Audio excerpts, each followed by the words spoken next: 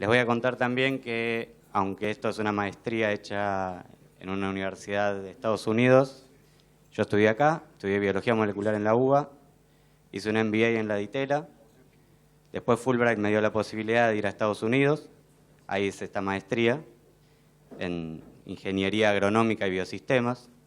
El MIT me dio la posibilidad con una beca de hacer logística y Alemania después me dio la posibilidad de estudiar un poco más en biomasa en el Deutsches Forschungszentrum. Todo ese bagaje generalista que tengo hace que esto tenga una mirada muy holística y con muchas fallas, porque abarca mucho. Lo que tiene como objetivo esta presentación no es un caso, sino una forma de pensar. Eso fue lo que me permitió un poco andar viajando por el mundo. Y bueno, la verdad les agradezco a todos el tiempo de haberlo leído, que es mucho para mí.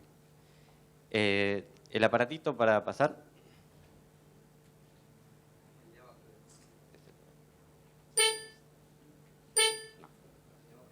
Perdón. Esto es el déficit fiscal argentino. Esto es lo que más o menos perdemos respecto de lo que ganamos anualmente. Eso está en años. Y la intención es darle un contexto a la energía. O sea, cuánto pesa la energía en todo esto. Estas son las exportaciones e importaciones que hacemos como país. En rojo vemos las importaciones, vemos más o menos que vienen en un aumento mantenido y las exportaciones empezaron a caer. Y acá están los dos juntos. Si los ven, más o menos tienen la misma caída, tienen una influencia similar. Y al ver esto dije, bueno, ¿por qué está sucediendo? O sea, entender un poco más qué es lo que está pasando atrás de esa barra roja que vemos de importaciones. Y dije, bueno, ¿cómo estamos con el petróleo y el gas? ¿Cómo venimos produciéndolo en los últimos años? Y la caída se observa en ambos combustibles. Y incoherentemente estamos apostando a tecnologías que generan energía a partir de lo que acabamos de ver que importamos y que producimos cada vez menos. Es decir, ¿ven esa última línea que parece marrón amarillenta? Bueno, ese es un tipo de tecnología que requiere de estos dos tipos de combustibles, que a su vez estamos importando. Y estamos apostando tecnológicamente a eso. Es decir, es un círculo vicioso bastante interesante. Decirles también, si me permiten volver un poquito para atrás, los números. Este año tuvimos un déficit comercial energético de 11.000 millones de dólares. Más o menos en los últimos 5 años podemos hablar de 50.000 millones de dólares. Son números al azar. También son números que a mí me llegan bastante cerca. Yo trabajo en el Ministerio de Desarrollo Social de la Nación ahora. Volví a Alemania para hacer eso. Y el programa más grande que tenemos de planes sociales tiene un presupuesto de 1.000 millones de dólares anuales. Yo acabo de hablar de 50.000 millones de dólares. Eso es un poco cómo pesa la energía en Argentina. Este es el último punto. A partir de importar cosas caras, que es el fuel oil, a partir de producir cada vez menos y tener una matriz dependiente de esa energía cara, tuvimos que empezar a subsidiar. Estos subsidios, hoy medianamente corregidos, alcanzan al 42% de la tarifa que pagamos. Lo interesante es que eso no es en general, sino en particular, y ahora les muestro por qué. Este es el consumo de energía en Argentina, y ven el 40% es Buenos Aires. Eso es conurbano casi en un 30 y pico por ciento, y Buenos Aires interior casi nada. El 12% que se ve en marrón es Capital Federal. Sin embargo, fíjense que Buenos Aires no produce, sino consume.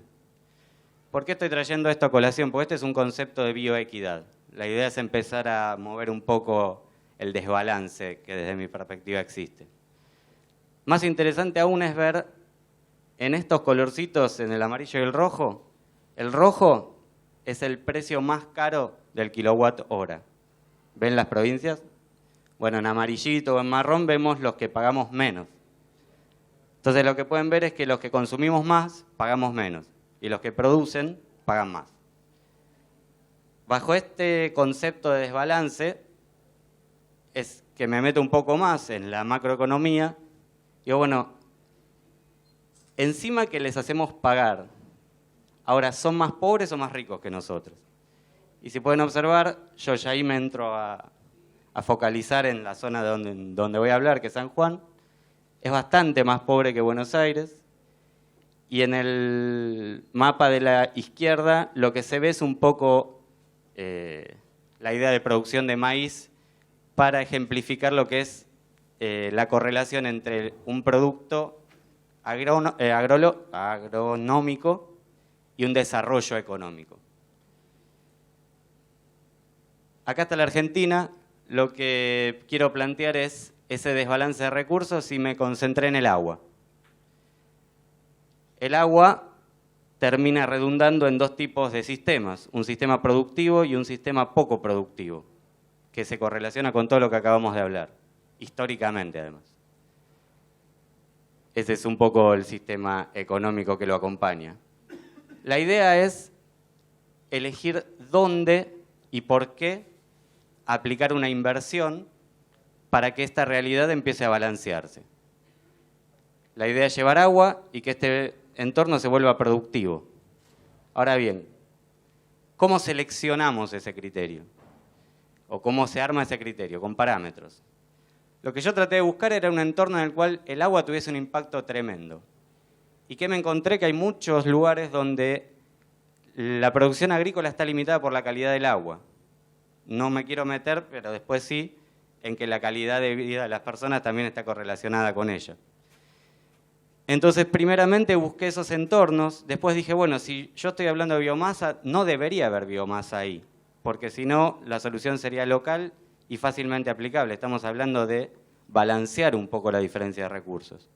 Por otro lado, cuando uno habla de biomasa, tiene que hablar de fácil acceso, porque habla de grandes volúmenes siempre. La baja densidad biomásica, una población vulnerable, trabajo en el Ministerio de Desarrollo Social, me gusta siempre mirar ese lado de las cosas. Y me gusta también entender desde la parte MBA dónde va a estar mi demanda futura. Acá me encontré con un análisis de nuestras zonas, un semiárido dentro de San Juan, una zona en la izquierda que representa una de las concentraciones más grandes de arsénico. Sabemos todos más o menos qué es el arsénico, carcinogénico, está en agua, es geológico, es nuestro, está en Bangladesh también, pero es un problema que depende a quién leamos, 4, 5, 6 millones de personas están expuestas. Estos mapas que lo que hacen es demostrar la presencia de biomasa, en blanco ven ausencia de biomasa en el lado izquierdo, en el lado derecho ven el acceso potencial que tienen las ferrovías argentinas a esta zona. Entonces uno va atendiendo de a poquito todos los criterios, todos los parámetros que contenían el criterio de selección de la zona potencial a analizar. Que quede claro, este trabajo no quiere convencer a la gente que hay que ir ahí. Simplemente es un modelo que demuestra aplicado, que genera un resultado de tantos, como dijo mi colega, es uno de tantos. Tuve la suerte por el Ministerio de Desarrollo Social de viajar a Lencón, me encontré con la gente que tiene esas manos, me encontré con 345 chicos que tienen los dientes rotos y marrones, que toman agua con arsénico. Es una zona que también riega hoy, es agua muy salada, además de tener arsénico, y están teniendo problemas de desalinización de agua. Están produciendo, ahí tienen más o menos los números, pero están en 16.000 hectáreas más o menos. Está la Campañola ahí, está como atractor de demanda para la producción de tomate enlatado. Está Tomate 2000, con quien trabajé también esto. Y por otro lado está la gente, que hoy más o menos para que se ubiquen en la exposición que tiene la gente, tienen 3 pozos. El primer pozo está a 277 metros de profundidad y ahí no figura el número, sí figura, 0.2 miligramos por litro. Fíjense que la ley más o menos está para que no sea dañina el agua, considerando un threshold de 0.05 miligramos por litro, estamos 6 veces por encima. Eso es, ellos lo llaman el pozo de Laca, porque está el Automóvil Club, toman de ahí. Después tienen 18 kilómetros hacia el sur, una zona de donde traen un caño desde un manantial, se hicieron las mediciones y da 6 veces por encima. Esto termina en cáncer. Yo, desde la biología molecular, estoy especializado en cáncer, les digo fehacientemente, termina en cáncer. Y después la escuela del ENCON en sí misma también está por encima de los límites. Entonces, ¿qué pasaría si uno lleva agua ahí? El impacto es positivo ¿para quién? Para las condiciones sanitarias, para la sustentabilidad de las actividades, dijimos que se les estaban salinizando los suelos. La expansión de fronteras agrícolas en territorios marginales, para el sorgo también puede ser, puede tranquilamente funcionar. He hablado con gente que está interesada en esto. Y la idea era una prueba de concepto que fuese replicable y escalable. O sea, quiero que les quede en la cabeza eso. Esto es un modo de pensar, nada más. Entonces la idea es, como siempre en la biomasa, ¿cómo hacemos para trasladar las cosas? Ese es el gran problema siempre.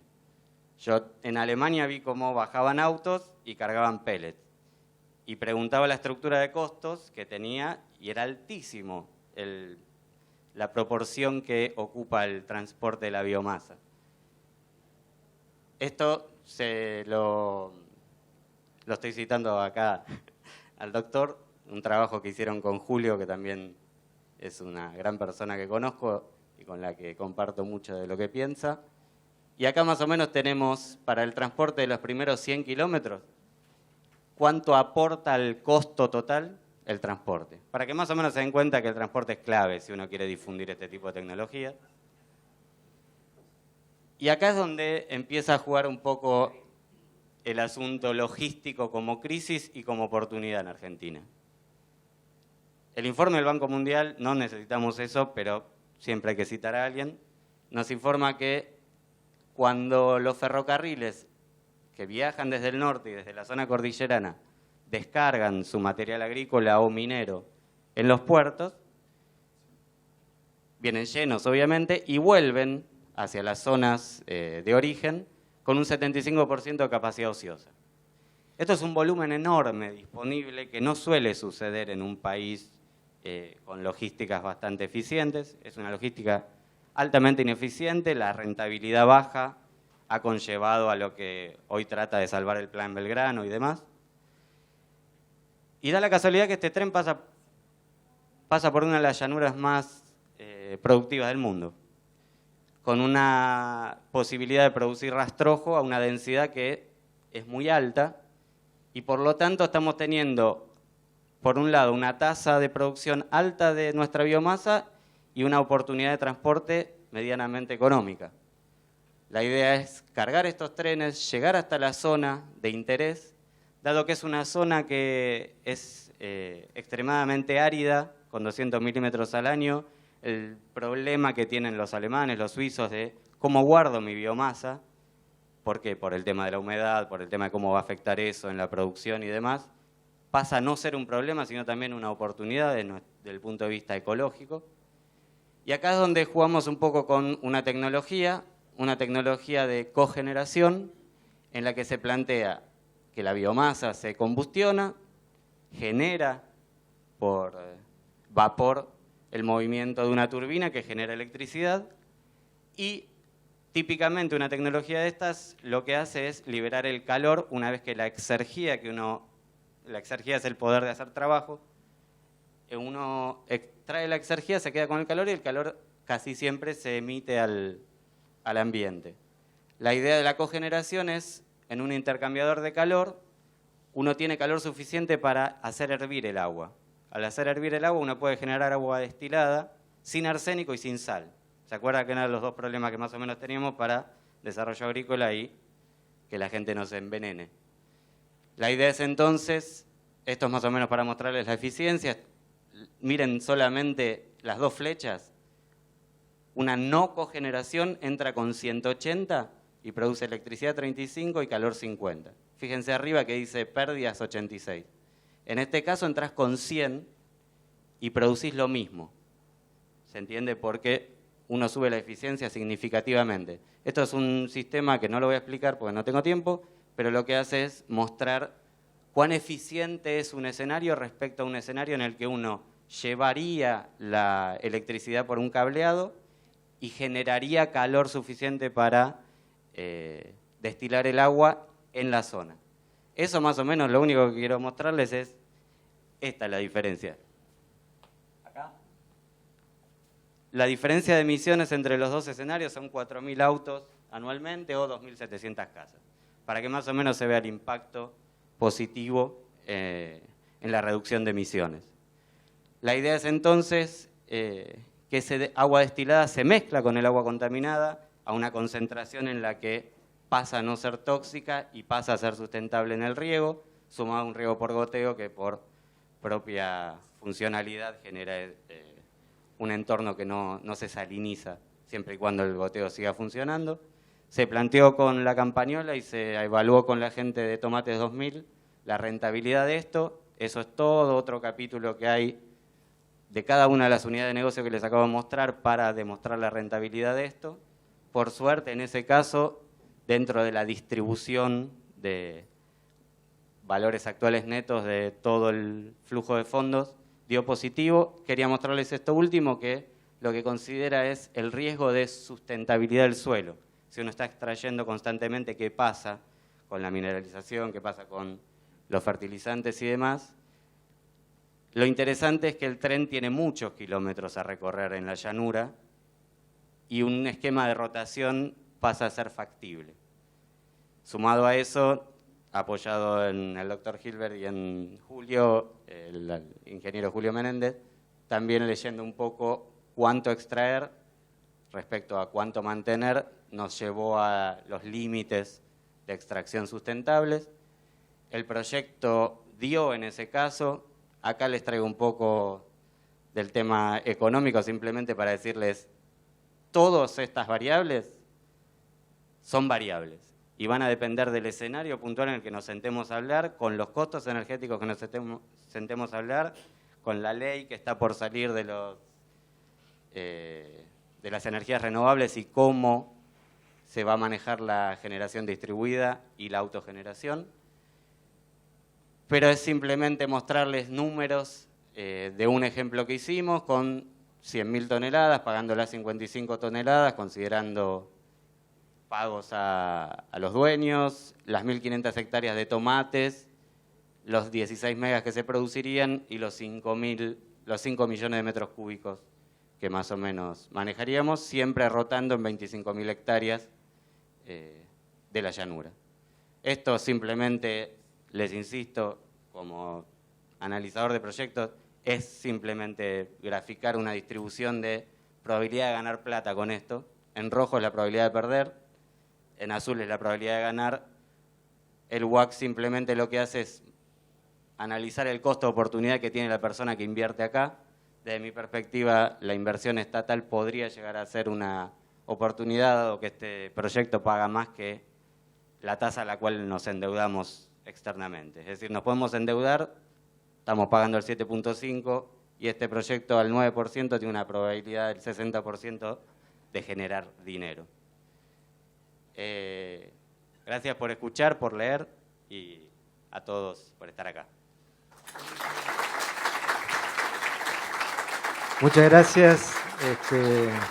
Interesante el trabajo para agitar la mente y repensar las cosas, ¿no?